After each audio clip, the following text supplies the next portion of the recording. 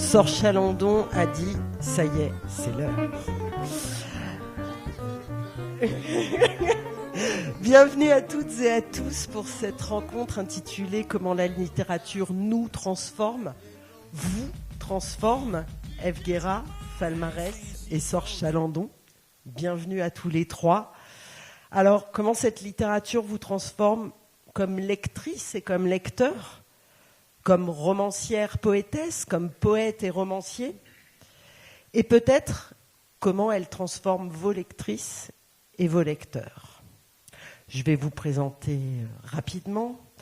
Sor Chalandon, invitée ici à Laval depuis 2006, c'est votre premier roman, Le Petit Bonzi, parrain du festival en 2011 et quelques autres années, invité depuis tous les ans, président du jury du prix littéraire du deuxième roman. Vous avez publié 11 romans chez Grasset. Bien sûr, on n'oublie pas votre métier de journaliste au Canard enchaîné, après avoir été grand reporter pour Libération pendant quelques années, 34 ans. Et votre dernier roman paru se cache là-dessous. On en avait parlé l'an dernier, c'est L'Enragé, toujours chez Grasset. C'est bien, je soulève, mais je ne vous le montre pas, mais il est à la librairie. Falmarès, vous êtes l'auteur de 5 recueils de poésie, dont le dernier, cette fois je vais le montrer, Catalogue d'un exilé, publié chez Flammarion. Je me plante dans mes fiches. Poésie qui dit l'intime, donc l'universel. Une poésie entre deux mondes, la Guinée et la France. Une poésie du passé, du présent et de l'avenir. Un réfugié poétique qui dit l'exil, la beauté de Koba, l'amour des siens, l'amour de la France et l'amour des proches. Bienvenue, Falmarès. Et Ève Guéra, Ève, un premier recueil de poésie qui s'appelle Corps profond, publié au Réalgard. Et puis votre premier roman, Rapatriement, il est là, qui a obtenu le Goncourt du premier roman. Un roman sur le deuil, ou plutôt même l'instant de l'annonce de la mort. Un roman où se mêlent éléments autobiographiques et fiction, dans lequel votre personnage principal, Annabella Morelli, vit la perte du père, enquête, doit faire rapatrier le corps depuis le Cameroun, se perd, se sauve. Un roman aussi sur la vocation littéraire, peut-être même l'émancipation par la littérature, on en parlera. Voilà pour la présentation de vos 3 chemins. J'aimerais qu'on commence par les débuts, c'est-à-dire presque l'enfance, disons-le, l'enfance. Quel lecteur, quelle place avaient les livres et la lecture dans vos vies? Je vais commencer par vous, Falmarès, une enfance entre Conakry et Koba, où je crois que finalement, le livre, c'était surtout le livre scolaire au départ. Tout à fait. Moi, je n'ai pas connu de livre qui n'est pas scolaire quand j'étais en Guinée. Donc, je suis né à Conakry. J'ai passé jusqu'à 14 ans où j'ai quitté la Guinée. Donc, le collège, l'école primaire, le collège. Et pendant ce temps-là, je lisais tout ce qu'on me donnait en fait à l'école. Tout ce qu'on nous recommandait, on nous donnait. Et une des choses que je faisais, c'était pendant les grandes vacances scolaires. On demandait aux aînés, moi j'ai demandé aux aînés de me prêter leurs cahiers de l'année prochaine. Donc je prenais ces cahiers-là, je les lisais, je faisais des exercices en avance. Donc pendant les grandes vacances scolaires, ma grand-mère me laissait travailler, même si on faisait le travail du champ, les travaux champêtres, etc. C'est comme ça en fait, donc j'apprenais beaucoup, je lisais beaucoup, tout ce qui était scolaire et j'avais pas vraiment de préférence. Et j'écoutais aussi beaucoup cette enfance passée auprès de ma grand-mère maternelle avec l'homme qu'elle a épousé aussi. Donc je l'écoutais beaucoup pendant ces discours de soirée. Et puis le premier livre, c'est en Algérie, pendant votre périple pour arriver en France. Et c'est quel livre ? Alors, je me souviens, ce moment-là, un Algérien me prête les livres de Amadou Hampâté Bâ. Ces 3 livres, un recueil de contes, un roman et un livre qui raconte un peu les enseignements d'un de ses maîtres coraniques. Et c'est comme ça, en fait, pour la première fois, j'ai lu un roman en entier, un livre qui n'est pas scolaire, et ça m'a bouleversé. J'ai aussi vu comment on raconte une histoire par écrit grâce au livre. Et je pense que c'était aussi l'une de mes plus belles rencontres littéraires parce que ça a profondément changé ma vie, mon regard sur la littérature aussi par la suite. Merci Falmarès. Ève, avant de passer à vous, je vais me permettre de lire un tout petit passage. Vous allez comprendre où je veux en arriver tout de suite. Merci beaucoup.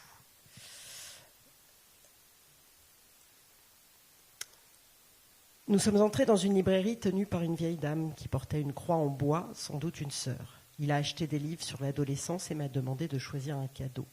J'ai pris le premier exemplaire, l'ouvrage qui me semblait le plus court. Jusqu'ici, je n'avais lu que les extraits des œuvres littéraires reproduites dans le manuel du CNED. Quand j'ai déposé le livre sur le comptoir de la librairie, la vieille dame m'a demandé si je ne préférerais pas plutôt un récit d'aventure ou une histoire d'amour, que c'était trop compliqué pour mon âge, Les Fleurs du Mal. J'ai répondu que je préférais lire ce livre parce qu'il avait moins de pages. À mon retour au camp, je ne voyais plus personne. Je restais allongée dans mon lit. Je lisais. Comme Charles Baudelaire, je voulais écrire des poèmes qui frappent l'esprit du lecteur. Je préférais certains à d'autres parce qu'ils s'adressaient directement à mon cœur, comme la voix d'un ami personnel. Je lisais Harmonie du soir, je lisais Le reniement de Saint-Pierre, je lisais Léotonti Mororouménios. Je déposais le livre sur ma poitrine. D'autres fois encore, assise au bord de la piscine, je fixais le soleil et étourdi de lumière, je tombais en écoutant le bruit de l'eau. Je fermais les yeux pour sentir son poids sur mes paupières avant de me laisser couler jusqu'au fond. C'est le premier choc des Fleurs du Mal pour Ève Guérin. Alors, contrairement à Falmarès, moi j'ai eu la chance d'avoir des livres, pas à la maison, mais en tout cas à disposition à l'école. Parce que j'étais au lycée français et on avait un CDI. Et donc, il y avait des livres. J'aurais pu aller vers les livres, mais je n'y allais pas. Et pour moi, les livres, c'était des lectures imposées. Fallait lire une pièce de Molière, on ne voulait pas la lire. On lisait des résumés. Vraiment, jusqu'au dernier moment, j'ai retardé la lecture des livres. Et la rencontre du livre ne s'est pas exactement passée comme dans Rapatriement. Dans Rapatriement, je recompose ce souvenir. En fait, j'étais un peu une adolescente un peu étrange. Je préférais passer mon temps au CDI à dessiner. Et je me souviens que la dame du CDI m'avait grondée. Elle m'avait dit, à la récré, on doit être dehors et pas au CDI. Et si vous êtes au CDI, c'est que vous lisez. Donc, du coup, quand elle m'avait grondée, j'étais obligée de prendre un livre. Et donc, j'ai pris un livre et j'ai pris le livre le plus petit de la bibliothèque, c'est Les Fleurs du Mal. Donc, et elle m'a dit, mais vous êtes sûre que vous voulez vraiment lire ce livre ? C'est pas forcément à la portée d'une élève de 4e. Et c'est étrange parce qu'en fait, ce poème dont je parle, Harmonie du soir, alors aujourd'hui, avec le recul, je peux comprendre ce qui s'est passé. C'est-à-dire que ce qui s'est passé, c'était un enchantement par le son. Parce que c'est un poème qui répète une structure métrique où on a un vers qui revient, un peu comme un verset. Et ce poème est construit un peu comme une sorte de prière. Et donc, alors moi, à 14 ans, je ne peux pas dire ça, je ne peux pas formuler ça. Mais j'étais tout de suite enchantée, entraînée. Et j'avais l'impression que, en même temps que je lisais le poème, je voyais le paysage et j'entendais cette mélodie en moi. Et comme si mon corps était une caisse de résonance du poème que je lisais. Et j'ai trouvé ça particulièrement spectaculaire. Et la seule fois que j'ai ressenti une émotion aussi forte, c'est quand j'écoutais de la musique. Et aujourd'hui, je me rends compte qu'en fait, j'ai tant aimé ce poème pour sa musicalité. Et voilà. Et donc, et à partir de là, je me suis dit, mais comment on peut faire un texte aussi beau qui évoque des choses dont on voit les images, qui vit en nous, qui ouvre des mondes en nous. Alors, bien sûr, je pourrais jamais écrire un poème comme Harmonie du soir, mais c'était vraiment une admiration et une stupéfaction, notamment par rapport à... Alors, je n'étais pas capable de le formuler à ce moment-là, mais les images saisissantes, ainsi qu'un encensoir et le soleil s'est noyé dans son sang qui se fige, c'est une métaphore qui décrit le crépuscule, mais d'une manière si belle qu'on est... Alors quand on est adolescent, le sang qui s'effige, on est extrêmement romantique, donc on est très touché par des images comme ça. Mais voilà, c'était vrai que c'était un choc pour moi, oui, la lecture de Baudelaire. Ève, qui ne voulait pas lire les œuvres imposées, est aujourd'hui professeure de français et de latin. Hein. Non, mais c'est vrai que je ne l'ai pas dit au début, mais je pense que ça mérite. Sans Chalandon, dans l'enfance, il n'y a pas de livre à la maison ou en tout cas pas pour vous, non. C'est un peu interdit. Et c'est, alors pas le CDI, mais la bibliothèque qui est l'ouverture vers les livres. Et qu'est-ce que ça représente, la découverte des livres ? Alors d'abord, je dois dire une chose, c'est que je suis vraiment content que vous soyez là. Parce que j'avais un doute sur le 40. Je crois qu'on a tous eu un doute à un moment donné. Parce qu'on avait connu le théâtre avant, où les gens n'osaient pas pousser la porte du théâtre. Ensuite, on a connu les chapiteaux, où les gens pouvaient déambuler dans les chapiteaux. Et le 40, qui est un peu loin, qui est un peu pentu, surtout à mon âge, qui est un peu... Je me demandais, je n'étais pas sûr que vous seriez au rendez-vous. Et je suis vraiment extrêmement heureux que vous soyez là. Et je vous en remercie. Ça, c'est la première chose. La deuxième chose, c'est que... malheureusement, j'en ai parlé déjà ici pour l'enrager. Mais oui, c'est-à-dire que moi, contrairement... Enfin non, comme Falmarès, je n'avais que les livres de classe à la maison, parce que tous les autres livres étaient interdits par mon père, qui trouvait que la culture, que tout ce qui venait de l'extérieur était mal, en gros. Aujourd'hui, je pense que ça serait le chef des complotistes mondial, grâce à Internet, qu'il aurait appris un peu à manipuler. Donc, ce que je vais dire là, je suis désolé, je ne peux pas recommencer une autre histoire. Je l'ai déjà expliqué ici, peut-être, mais tant pis. Les deux seuls livres que mes parents avaient, que mon père avait, qui étaient sous clé avec une petite sous la télévision. Pour les plus anciens, il y avait la clé qui ouvrait le petit tiroir de la télé. Il y avait deux livres. Il y avait une biographie de Adolf Hitler, un livre sur la Waffen-SS. Alors, pour commencer dans la vie, c'est un peu juste comme base. Et tous les autres livres étaient interdits. Pour finir aussi. Oui, pour finir aussi. Tous les autres livres étaient interdit, mais interdit, c'est-à-dire que pour mon père, sa phrase, c'était tout ça, c'est des conneries. C'était sa phrase habituelle, ce qui faisait que même la Bibliothèque Verte, même le Club des Cinq, même Enid Blyton, même Bob Moran, ces choses toutes bêtes que les jeunes livrent, que les enfants livrent, j'étais obligé de le lire chez des amis parce qu'il n'y avait pas ça à la maison. Et en classe, parfois, je faisais l'école buissonnière. Certains l'ont fait, on s'en est tiré quand même.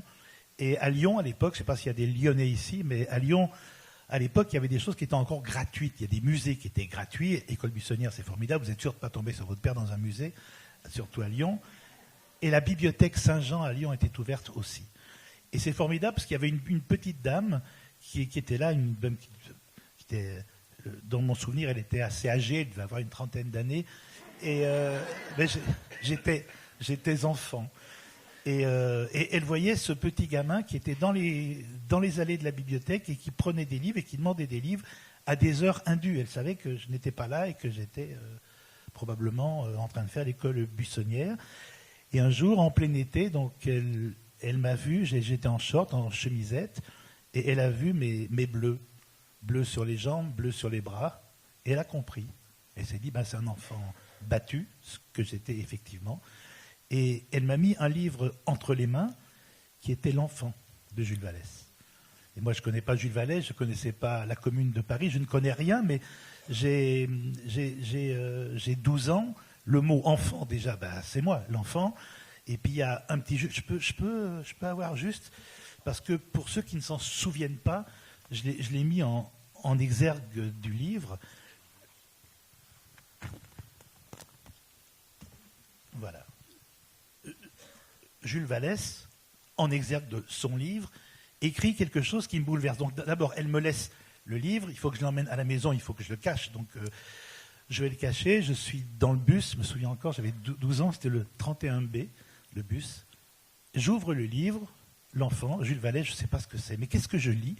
Je lis à tous ceux qui crevèrent d'ennui au collège, qu'on fit pleurer dans la famille, qui pendant leur enfance furent tyrannisés par leurs maîtres ou rossés par leurs parents, je dédie ce livre.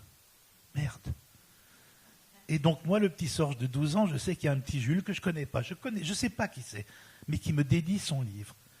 Et brusquement, d'abord, je sais deux choses. D'abord que je suis pas tout seul. Il y a d'autres enfants battus. Après, j'ai appris à connaître tous les enfants battus de la littérature. Et j'ai compris ce que c'était qu'un roman et ce que c'était qu'un livre. J'ai compris que ce petit Jules disait, par-delà les époques, par-delà les temps, il me tendait la main, il me disait courage. Et c'est ce que c'était qu'un roman.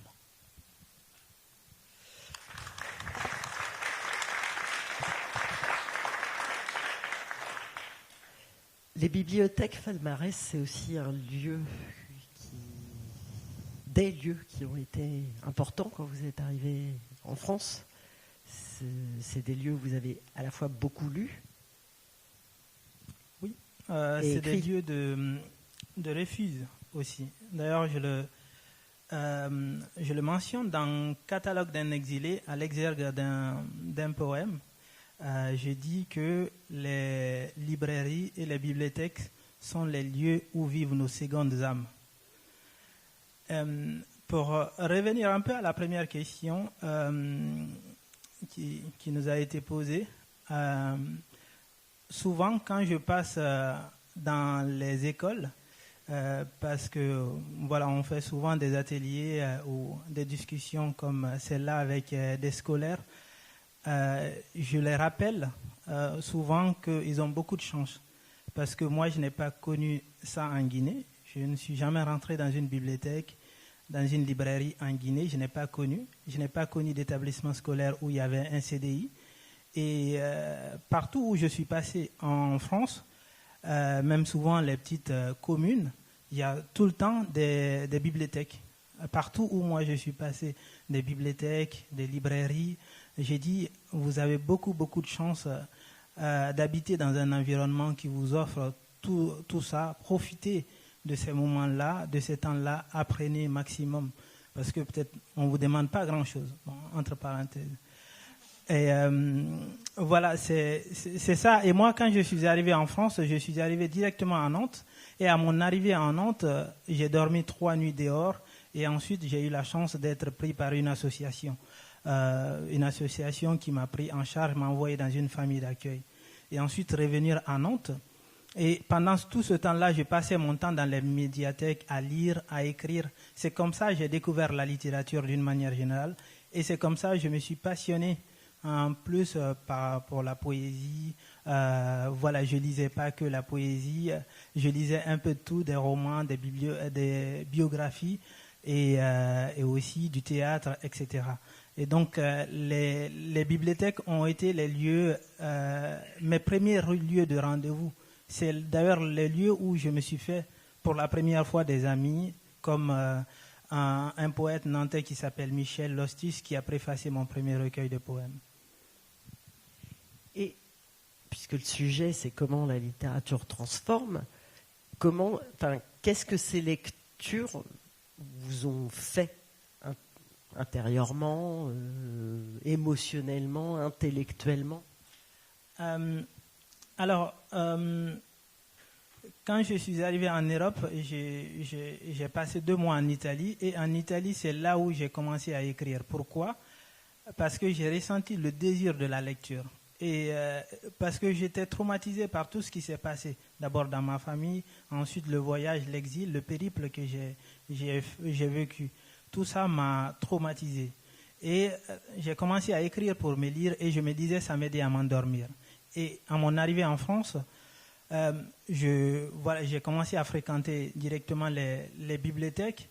Et là, c'est là où la passion vraiment est née. C'est né pourquoi? Parce que c'est la rencontre aussi avec beaucoup de courants littéraires, les poètes de la Seconde Guerre mondiale, René Char, etc., les romantiques, Victor Hugo, Lamartine, beaucoup d'écrivains, les écrivains de la négritude aussi. Et ces rencontres-là, avec la littérature, j'ai vu d'abord dans les biographies, dans certains écrits, que je n'étais pas la seule personne à avoir vécu des choses difficiles.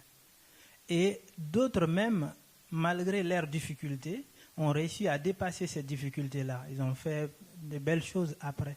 Et ces difficultés-là. Et ces lectures-là, quand je lisais, surtout particulièrement la poésie, ça me donnait une force que je ne pouvais trouver nulle part ailleurs. Et c'est ça, en fait, qui m'a bouleversé. Et c'est ça qui a fait que je me suis tourné beaucoup plus vers le livre, vers les bibliothèques. Et parce que dans les bibliothèques aussi, il y avait le calme qui était là. Et quand on arrive en France, je parle particulièrement de la France, mais en Europe d'une manière générale, une personne comme moi, on entend beaucoup de choses sur les immigrés, sur l'immigration, sur les étrangers, etc., etc. Les bibliothèques, les librairies, on peut aller, on ne te demande pas les papiers, on ne te demande absolument rien, c'est chaud. On peut même aller sur Internet et lire n'importe quel livre, même si on n'a pas carte de bibliothèque et prendre n'importe quel livre qu'on veut. Même les livres qui sont dans les patrimoines, on peut demander un livre de n'importe quel auteur méconnu et même on peut faire des recommandations. Même on a même ce pouvoir de recommander les livres et même si on n'a pas de papier.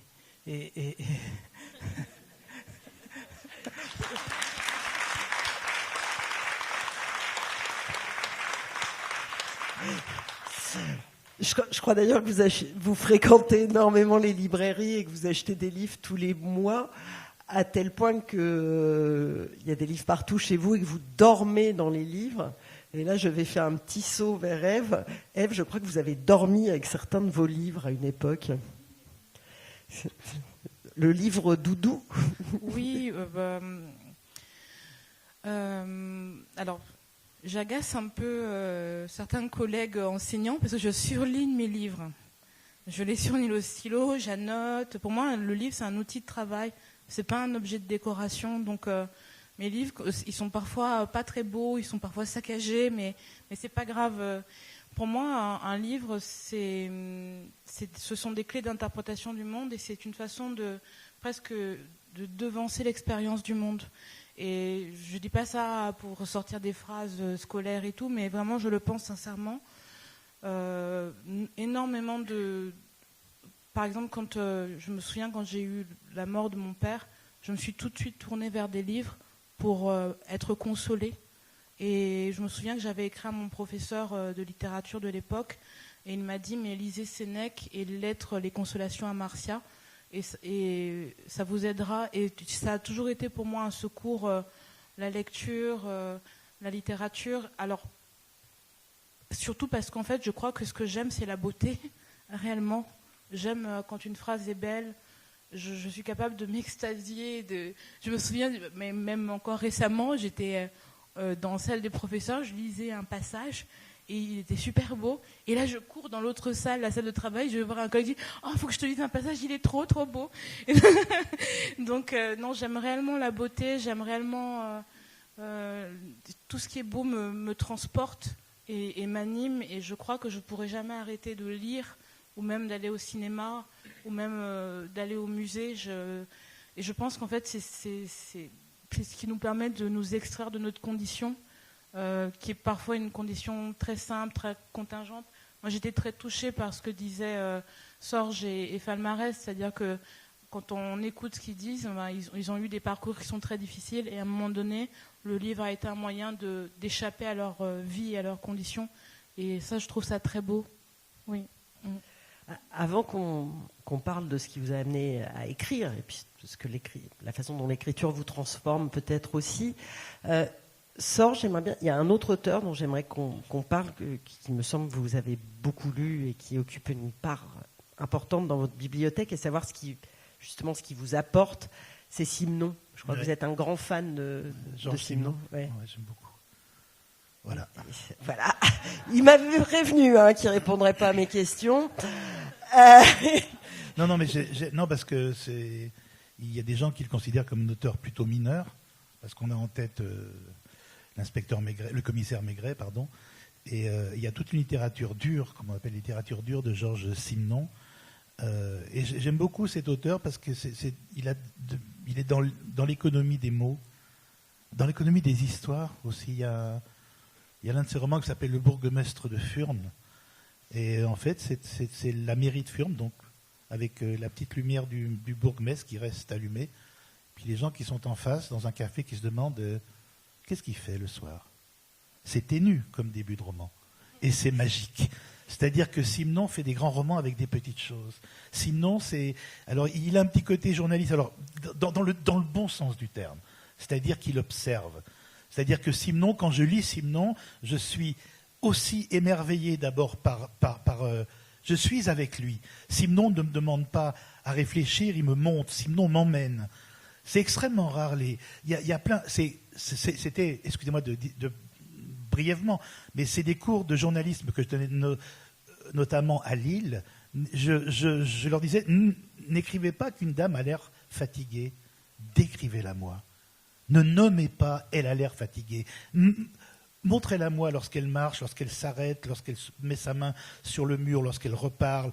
C'est ça que je veux savoir. Mais ne me dites pas, elle a l'air fatiguée. Je me fous de ce que tu penses. Montre-moi la personne fatiguée. Et moi, qui vais lire, dirais, elle est fatiguée. Simenon, c'est ça. Simenon, il est aussi à l'aise dans ses descriptions, dans ses écritures, il est aussi à l'aise dans un salon bourgeois, il est aussi à l'aise dans un château avec des princes que dans une arrière-cour avec des gens qui ont picolé, avec des ouvriers dans un petit estaminet. Simenon, il est à l'aise partout et il m'emmène partout. Il y a une seule chose. D'un Simenon à l'autre, tu n'as pas l'impression que c'est le même auteur qui écrit. J'ai à peu près tout lu, c'est compliqué parce que il y a le rideau de Guy Pur. J'ai relevé 3 fois dans 3 romans. La Guy Pur étant une toile. Et le rideau de Guy Pur, 3 fois je l'ai lu, et ça m'a bien déçu de lui.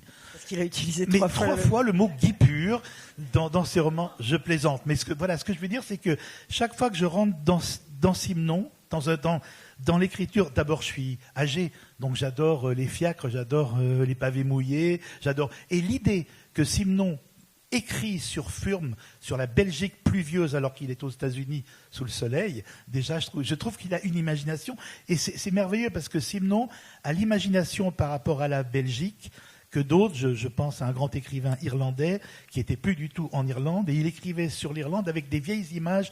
C'est-à-dire qu'il ne regarde plus par sa fenêtre, il regarde dans son cœur les images qu'il a du pays. Et je trouve ça très beau. Et Simenon, encore une fois, une dernière fois, une concierge parisienne, avec le pavé mouillé, etc., vous êtes avec elle, et ça sent la serpillière humide, et une bourgeoise de Concarneau, avec un truc comme ça. Et ben, mais je savais. Eh bien, tu es avec elle, tu sens etc. Et c'est toujours ténu, c'est-à-dire que il n'y a pas de mots en trop chez Simenon. Voilà, il n'y a pas de mots en trop. Il ne fait pas de littérature au sens de la boursouflure. Simenon, c'est souvent des petites gens avec des petites vies, des petites choses, et qui veulent dire tellement que je l'aime pour ça. Donc, mais il n'apparaît pas comme un grand. C'est extrêmement rare. Généralement, les gens disent en ce moment, je relis la recherche. Ah bah, la recherche, ça ne se lit pas, ça se relit. Oui, et moi je relis les Demoiselles de Concarneau. Voilà. Relisez Simenon. On devient écrivain en étant d'abord un grand lecteur. Enfin, je sais que vous allez tous me répondre la même chose là. Mais... Oui. Enfin, moi, je le disais ce matin. Moi, ma vocation, c'est pas une vocation d'écrivain, c'est une vocation littéraire. Et j'y tiens parce que j'aime lire, j'aime transmettre.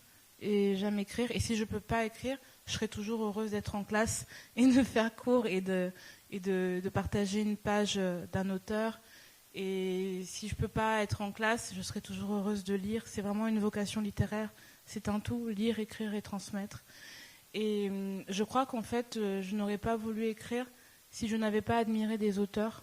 Réellement, pour moi, c'est un exercice d'admiration. et parfois qui confie nos pastiches. Et c'est vrai que bon, ça m'a un peu fait sourire ce que disait Sorge en disant on relit la recherche, mais moi par exemple je relis pas, je lis, je découvre. donc c'est vraiment non mais moi j'aime bien. Parce c'est une grande proustienne. mais après je peux comprendre qu'on n'aime pas, parce que moi j'ai du mal à rentrer dedans. Et il y avait un professeur qui nous avait dit en fait, il faut se laisser porter, c'est une voie. Parce que moi, je me souviens, je disais, mais monsieur, j'arrive pas à entrer dans le livre. Et il était au programme du concours. Et je me suis dit, mais je vais rater mon concours parce que j'arrive pas à entrer dans le livre. Et il m'a dit, mais écoutez le livre. Et en fait, venant d'un professeur qui est spécialiste de Proust, qui aurait pu me parler un peu sur un ton un peu, et qui me dise, passez par le livre audio peut-être pour entrer dedans. Et là, je me suis rendu compte en fait que c'est beau, mais pas parce que c'est que des jolies phrases qui sont empilées. C'est beau parce que c'est une vraie. Il explique comment on va vers la vocation. C'est pour ça que c'est un livre. Enfin, moi, en tout cas, je le lis pour apprendre des choses, sur la littérature, pour apprendre des choses sur l'égarement, pour apprendre des choses sur la jalousie, et pour apprendre des choses sur la passion, sur la vocation. Qu'est-ce qui fait qu'on a quelque chose chevillé au cœur? C'est ça qui me touche, plus que dire « je lis Proust, je m'en fous ».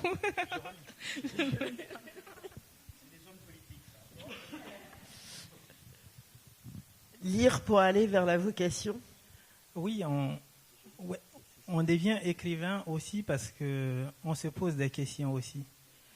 Parce qu'on est plein de dilemmes, il y a des choses qu'on voit, il y a des choses qu'on a envie de dire. Peut-être, je ne sais pas, parce qu'on est timide au fond, on aime être seul, on a envie de faire passer quelque chose aussi. Donc c'est ça en fait, le livre. Je pense que les grands livres viennent du questionnement aussi. Ils viennent du questionnement. Et au fond,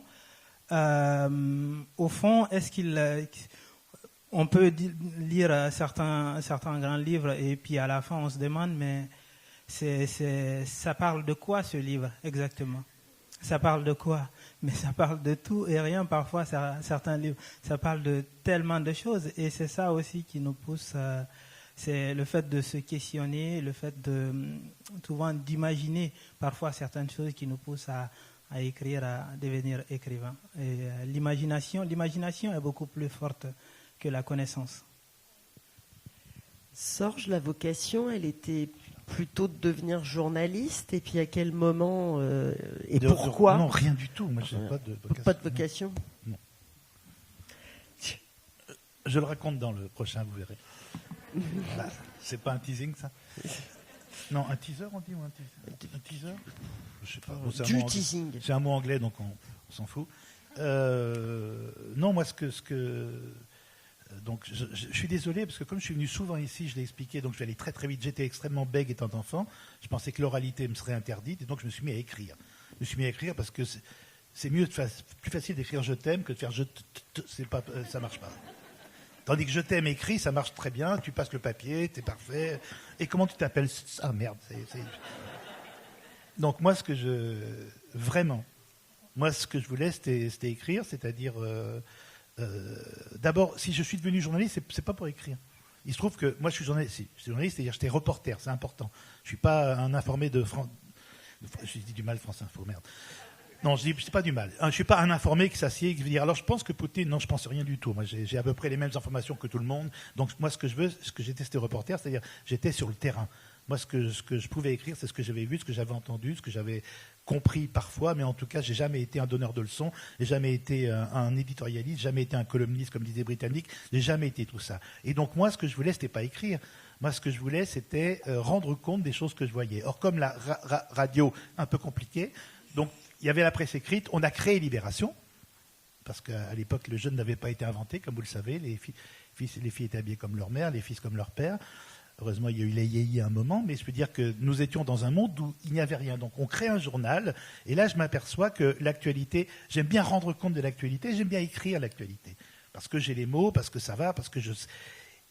Mais un jour, il a fallu que je m'éloigne de l'actualité, et la fiction m'a permis de me nettoyer de l'actualité. Je peux lire un extrait? Ben, je t'en prie. Ah, je l'ai tutoyé. Je vous en prie, pardon. Merci, cher Sorge. D'un coup, un matin comme ça, il n'a plus craint les consoles, ni les voyelles, ni les syllabes, ni rien. Ces mots étaient en fait, en propre, en habit du dimanche, élégants, soyeux, fiers. Ils flânaient dans des phrases si vastes qu'ils y marchaient de front. La tempête était apaisée. Elle avait quitté son souffle. Chaque mot attendait de dire. Il patientait en gorge comme on rêve au salon. Presque il a failli jeter son dictionnaire des synonymes, le détruire, le brûler, le saccager, l'envoler page à page comme des feuilles mortes. En faire des avions, des aérodynes, des aéronefs, des aéroplanes, des fusées, des missiles, des boulettes, des boules, des balles, des billes, des bulles, des globes, des sphères. Faire taire ces mots pour rien, ces mots appris par cœur, tous ces mots de rechange, quand un mot bègue en lèvres. Jacques Rougeron a cessé de bégayer durant presque 3 jours. Voilà, j'étais petit. Le petit Bonzi de Sorge Chalandon. Et puis je suis devenu ensuite romancier, mais pour me laver du journalisme. C'était pas une façon de dire des choses différentes, mais c'est une façon de me réapproprier mes propres émotions, ce qu'un journaliste ne peut pas faire. On ne paye pas un journaliste pour qu'il nous raconte qu'il a eu peur sur un massacre ou qu'il a pleuré, mais en revanche, dans un roman, je peux dire que j'ai pleuré sur un massacre. Et c'est assez beau. Ça y est, je vais me réveiller, je suis désolé. Tu as 1 heure devant toi ou pas? Parce que là, ce qui est terrible, parce qu'on avait déjà parlé de ça, mais c'est que le bégaiement, c'est effectivement le seul handicap qui fait rire. On rit d'aucun autre handicap, mais le bégaiement, c'est ce qui fait marrer, quoi. Et donc, à l'époque, enfin, en tout cas, avec ma famille, il n'y avait pas d'orthophoniste, toutes ces choses-là compliquées. Mon père pensait que c'était la main du diable qui était venue sur moi, parce que j'étais un gaucher contrarié. Comme plein de becs de mon âge, gaucher contrarié, avec l'instituteur qui attachait la main de l'enfant gaucher à son pupitre pour pas qu'il écrive de la main gauche, bref. Et donc, ils ont gagné. Je suis devenu un droitier, mais je me suis mis à bégayer. Et mon père croyait que je faisais ça pour le ridiculiser devant absolument tout le monde. Et donc, moi, mon problème, c'était... puisque l'oralité m'est interdite, comment je vais vivre, comment je vais faire. Et un jour, alors c'était pas un début de réponse, mais un jour je suis tombé sur une jeune fille, enfin nous étions petits, nous étions au collège, elle me plaisait plutôt, puis toute l'année on s'était tourné autour comme ça, mais sans se parler jamais, parce que moi ça va être très compliqué, donc j'étais plutôt le type un peu comme ça, dans son coin, un peu étrange. Ben oui, évidemment, j'étais étrange, je peux rien dire. Et elle est venue me voir vers la fin des cours. Elle m'a dit « Comment est-ce que tu t'appelles ?» Et je ne pouvais pas dire Sorge. Et elle m'a dit la chose la plus belle du monde. Elle était toute petite, elle devait avoir 14-15 ans. Elle m'a dit « Tu sais, j'ai le temps. » Personne ne m'avait jamais dit ça. J'ai le temps. Et ben, je me suis mis à écrire après. La littérature, c'est avoir le temps. Pour moi, la littérature, mais je pense que c'est pour nous... Pareil, quand on nous dit « mais est-ce que ça te guérit d'écrire ?» Pas du tout, mais on partage. C'est-à-dire, c'est comme si des fois, c'est comme si on avait un sac de pierres et on vous donne une pierre à chacun. Désolé. Le sac est toujours aussi lourd, mais vous partez un petit peu avec une pierre. Et surtout, moi, ce qui me touche beaucoup dans ce que j'écris, dans ce qu'on écrit et dans la littérature, c'est que si j'écris sur mon père, par exemple, père violent, etc., personne ne vient me parler de mon père dans les rencontres. Les gens me parlent de leur père. Et en cela, c'est formidable, parce que tout d'un coup, tu as écrit quelque chose, le mot est très bête, universel, je déteste ce mot, parce que c'est des mots comme ça qui sont à toutes les sauces, mais c'est vrai. Il y a que quand j'écris le petit Bonzi qui est frappé par son père ou qui est bègue, etc., les gens qui viennent me voir, ils parlent de leur bégaiement, de leur père. Et à ce moment-là, c'est comme si nous avions, grâce au livre, fait une sorte de confraternité, de douleur, de bonheur, etc., mais c'est certainement pas pour changer, certainement pas pour grandir. Moi, je suis la somme de mes douleurs, et je vais rester comme ça jusqu'à la dernière douleur, c'est-à-dire, vous voyez ce que je veux dire, le pape. Ce sera la nôtre. La nôtre. La nôtre de douleur.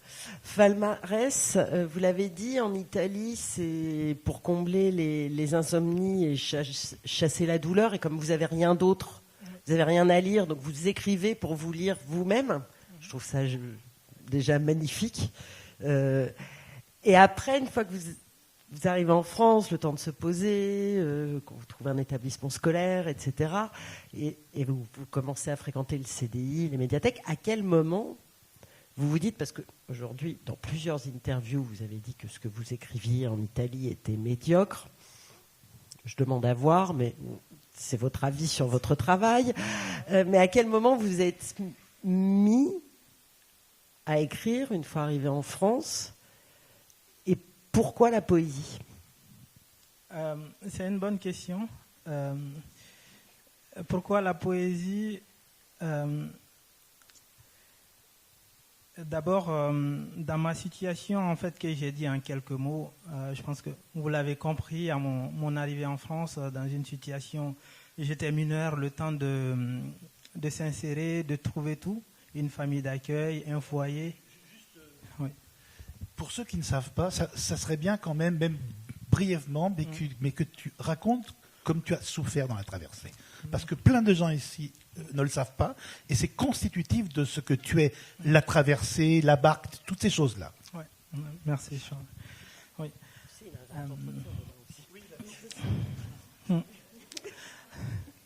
Alors, aussi, Georges m'a beaucoup aidé à un moment donné de ma vie. Ah tiens Oui, mais tu t'es pris le boomerang, là. Quand j'ai eu des problèmes de régularisation, c'est Georges qui a été en fait vraiment le garant. Il a jusqu'à contacter le préfet, etc. Il a fait énormément de choses pour moi. C'est pourquoi je suis devant vous. Sinon, peut-être ça allait être autrement. Donc, je profite pour le remercier avant de répondre. Ça m'échappe totalement, cette histoire.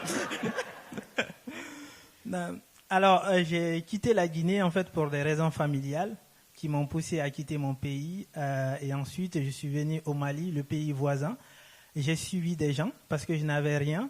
Et on a traversé tout le désert du Sahara et jusqu'en Algérie. Ensuite, un monsieur, on se sépare à Tamaracet, à la frontière Algérie-Mali. Et de là, je reste dehors pendant plusieurs jours. Et un monsieur, il s'arrête dans son véhicule. Moi, j'étais dans la rue. Il me dit, qu'est-ce que tu cherches? Je dis, je cherche un endroit pour dormir. Il me demande de monter. Donc, ce monsieur, il me ramène à Alger. Lui, il travaille dans un chantier de bâtiment. Des maisons en rénovation, des immeubles souvent. Moi, je reste là-bas pendant plus de 6 mois, 6 mois et demi, à travailler entre 14 et 15 ans dans le bâtiment à Alger. Et ensuite, ce monsieur, au lieu de me rémunérer, c'est ce monsieur en fait qui m'a offert, qui m'a prêté les livres de Amadou Hampâté-Bâ, pour la petite histoire que j'ai dit ici tout à l'heure.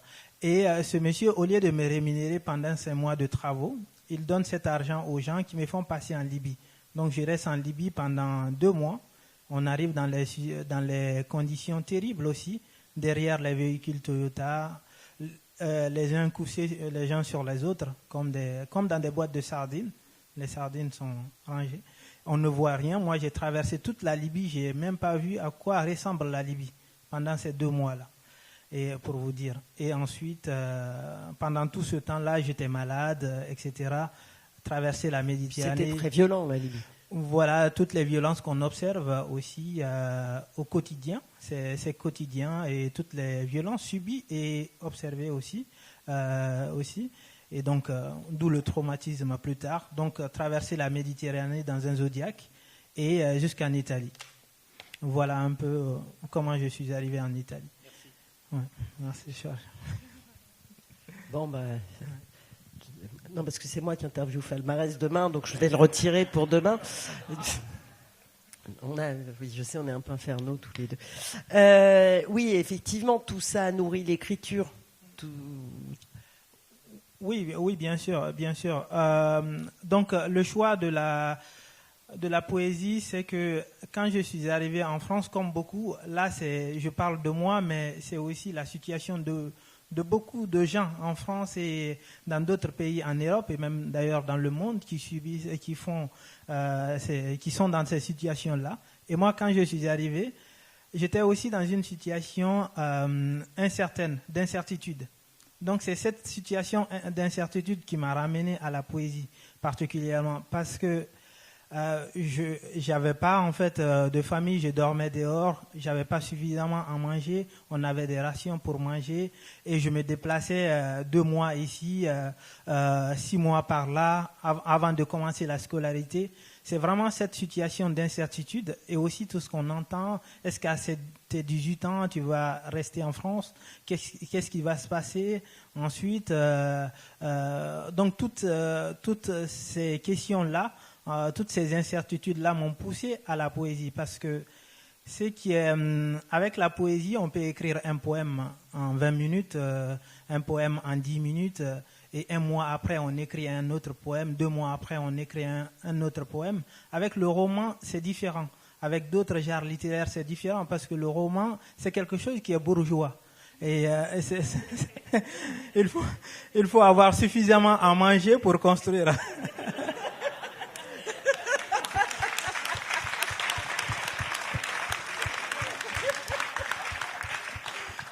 Il faut avoir suffisamment à manger, un toit pour avoir un projet de roman et le temps pour rédiger pour plusieurs semaines et parfois même plusieurs mois pour le rédiger. Et avec cette situation où on n'a même pas de papier pour écrire, c'est pas facile d'avoir un projet comme ça long sur plusieurs semaines, sur plusieurs mois.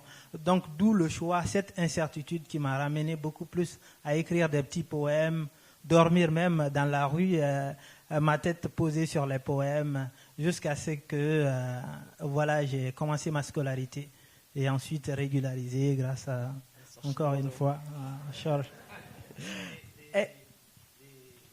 Non, toi je te laisse.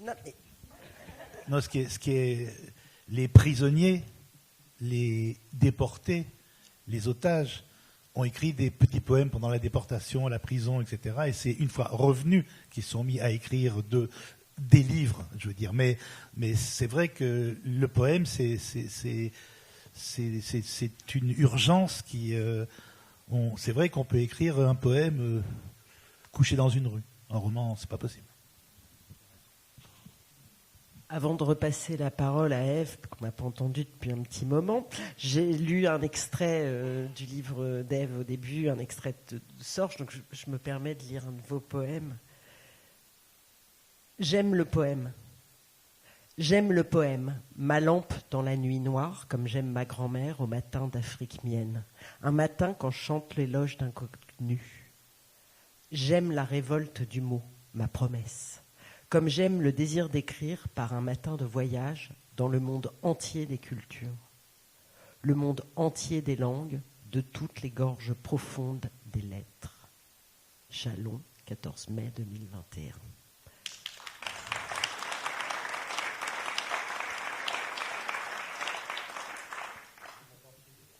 Ève, oui, le monde entier des lèvres. Ève, vous avez commencé aussi avec la poésie. À quel moment êtes-vous devenue une bourgeoise pour vous lancer dans le roman?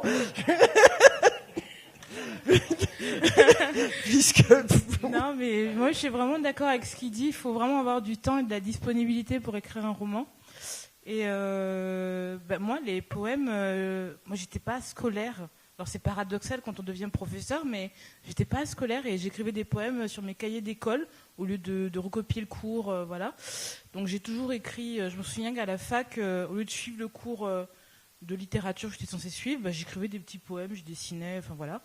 Et c'était une façon de passer le temps. Et il y a cette idée un peu de l'urgence. En fait, pour moi, le poème, c'est un peu comme une apparition.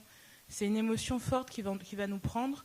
Et j'ai vraiment été très touchée par ce qu'a dit Falmarès quand il disait que on n'a pas de temps, on n'a peut-être pas de papier, et sur le moment on a une émotion forte, on la pose, et on ne sait pas si on réécrira avant 10 jours ou avant 2 ans. Et ces poèmes-là que j'avais dans Corps profond, c'est des poèmes que j'écris depuis que j'ai 14 ans. Donc il y a des poèmes que j'ai écrits au collège, d'autres que j'ai écrits à la fac, d'autres que j'ai écrits à l'hôpital, et j'écrivais quand je pouvais. Il n'y avait pas l'ambition de faire un recueil. Je ne m'étais pas installée en disant je vais faire un recueil de poèmes, je suis poète. Vous dites que la poésie permet de réinventer notre regard sur les choses. Est-ce que le roman aussi un petit peu quand même, non? J'ai dit ça, moi? Oui, dans une interview, j'ai trouvé ça dans une interview en plus. J'ai dit beaucoup de choses étranges. D'accord. Ou alors, c'est pas quand elle dit qu'elle lit plus d'essais, qu'elle veut plus lire que de la poésie. Ah oui, c'est oui, peut-être oui. Annabella qui le dit. C'est Annabella qui Oui. le dit, mais Annabella est très orgueilleuse. Annabella a un orgueil démesuré, c'est l'étudiante en lettres boursouflée d'orgueil. Et qui est dans les. En fait, dans cette scène, elle est dans une librairie avec son père, et son père veut lui faire acheter des essais parce que son père considère que la littérature, ça doit apprendre des choses concrètes sur le monde. Et donc, lui, il veut qu'elle lise des essais politiques, et elle veut lire de la littérature au sens peut-être boursouflé du terme, c'est-à-dire des belles œuvres, des grandes œuvres, les œuvres reconnues, les œuvres qui ont du crédit. Et donc, elle considère qu'en fait, tout ce qui n'est pas de la littérature est une forme dégradée. Donc, les essais, c'est une forme dégradée de la littérature. Et donc, à ce moment-là, elle fait preuve d'orgueil quand elle répond à son père. Et j'ai voulu faire exprès de créer un personnage arrogant avec une vision presque romantique de la littérature.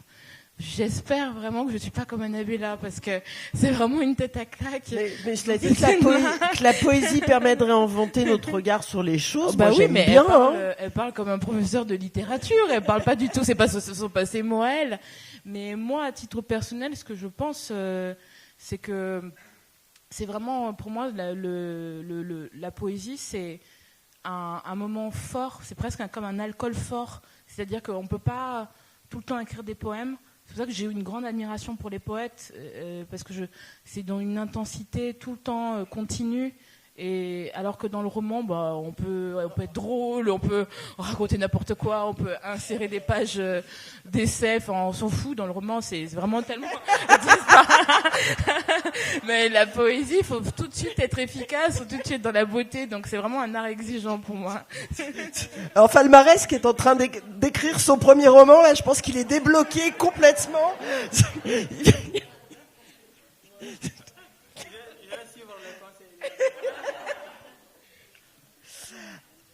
Tout à l'heure, t'as dit que finalement... je vous avais dit... Je vais y arriver. Que c'était un peu bateau de parler de l'universel, etc. C'est vrai que j'ai présenté Falmarès en disant qu'une poésie de l'intime, donc de l'universel. Mais en même temps, moi, je crois Et je vraiment... ne vous répondais pas. C'était pas. Non, mais je sais bien. Oui, voilà. je l'ai pas pris comme une attaque Pas une attaque personnelle. personnelle. Non. Quoique. Et en fait, oui, quelque chose de très, très présent chez vous. Enfin, moi, je trouve que vos livres, même quand ils parlent d'une autobiographie extrêmement fictionnelle, mais où il y a quand même Voilà. chez vous aussi, il y a de l'autobiographie, même quand vous changez les prénoms, Bien vous sûr. êtes dans la plupart de vos livres. Donc il y a de l'intime, et en même temps, et vous l'avez employé tous les deux, le partage. Donc en fait, cet intime se transmettant au lecteur, le lecteur se l'appropriant, le remoulinant à sa sauce, on en fait de l'universel, et je crois que c'est ce qui vous lie particulièrement tous les trois. Oui. Merci. Dit comme ça, oui. Mais les gens qui en parlent, des fois, non. Mais quand vous le dites comme ça, oui, ça me va très bien. Mais surtout, je pensais à toi, c'est génial, parce que promets-moi, c'est une promesse, que si dans un de tes cours, tu vois un gamin ou une gamine qui écrit un poème, tu l'engueules pas, hein. Non, mais en fait, alors, c'est quelque chose... dans ma classe, j'ai une bibliothèque de classe, et je mets parfois des livres qui sont pas... Voilà, moi, j'enseigne au collège 4e, 3e, 5e, et parfois, je mets des livres qui sont pas censés être de leur âge, mais je le mets comme ça, voilà, en allant prendre un manga, ou en allant prendre... voilà, ils peuvent... prendre un livre de littérature complète. Il y a l'enragé, dans ma bibliothèque de classe. Je dis pas ça pour te faire plaisir. Il y a le poème les recueils de Falmarès. Donc voilà, j'y tiens vraiment. Et la deuxième chose, c'est que quand je vois un élève qui dessine ou qui écrit, je ne l'interromps pas. Parce que tu penses à toi. Non, c'est pas que je pense Mais à c'est moi. ça. Mais c'est ça que je voulais dire. Mais oui, non, mais Mais c'est oui. juste que je crois qu'en fait, on a le droit de s'ennuyer en cours. Et c'est pas, on n'est pas obligé de. Enfin, moi, je porte. Enfin, c'est aussi alors, je sais pas forcément l'opinion de tout le monde, mais Moi, je crois qu'on a le droit de laisser les élèves rêver, regarder par la fenêtre, lire leurs livres sous la table. Jacques Prévert. Oui, ils ont le droit on n'est pas... Parce qu'en plus, si on fait un cours, les propositions subordonnées, la conjonctive, c'est pas forcément intéressant. Ouais. Donc, au bout d'un moment, ils décrochent. Au bout d'un moment, ils décrochent.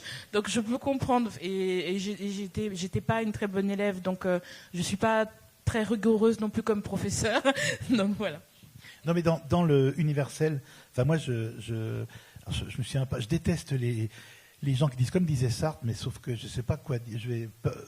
Vas-y, dis comme disait. Je vais paraphraser parce que quand Sartre dit je suis un homme fait de tous les hommes qui les vaut tous et qui vaut tous la fin des mots, mais c'est exactement ça. Pour moi, l'universel, c'est je suis pas un auteur.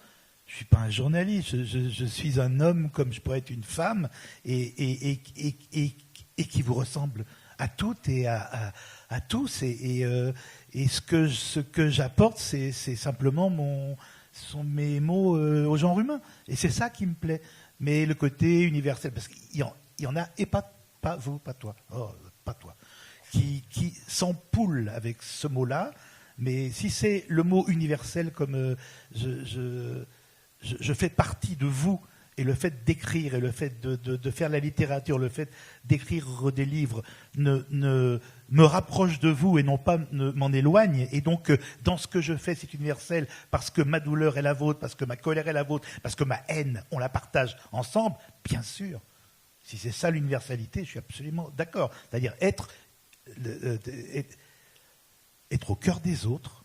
Voilà, ça j'aime bien. Mais quand des types à la télé parlent de l'universalité, j'ai envie d'être contre,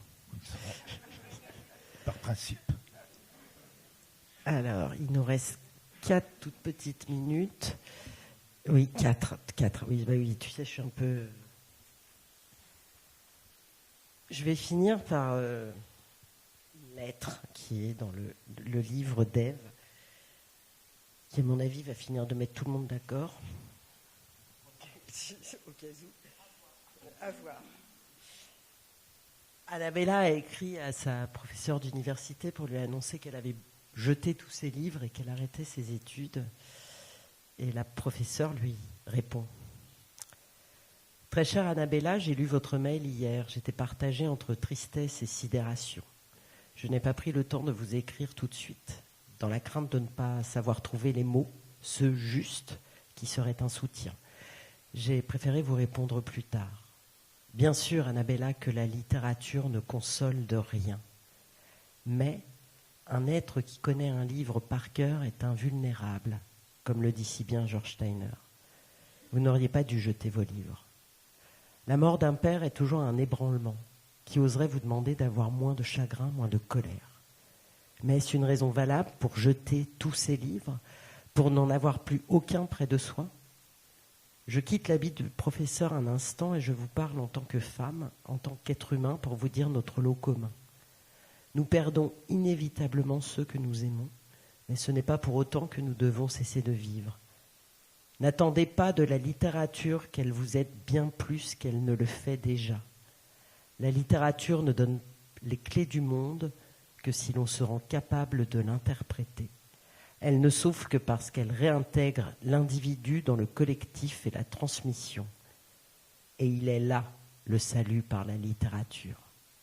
C'est de faire de nous des individus parmi les hommes, sauvant 2 fois ce qu'ils savent en le transmettant. Beauvoir. Réintègre l'individu dans le collectif et la transmission. Là, je crois que dans ce qu'on a entendu de vous...